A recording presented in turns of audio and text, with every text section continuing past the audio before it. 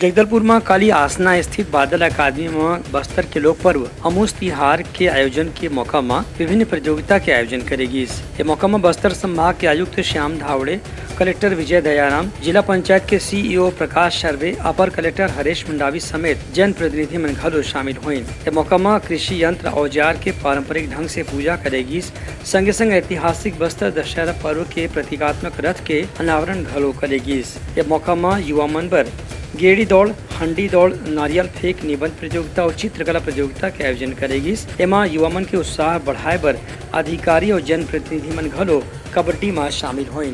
आखिरी में लामखेर के गेड़ी नर्तक दल मनोहारी गेड़ी नृत्य प्रस्तुत करके लोगन मन के खूब मनोरंजन करीस। उन्हें कार्यक्रम के अंत में गेड़ी दौड़, हंडी दौड़, निबंध और चित्रकला प्रतियोगिता के विजेता मन ला पुरस्कार घलो प्रदान करेगी।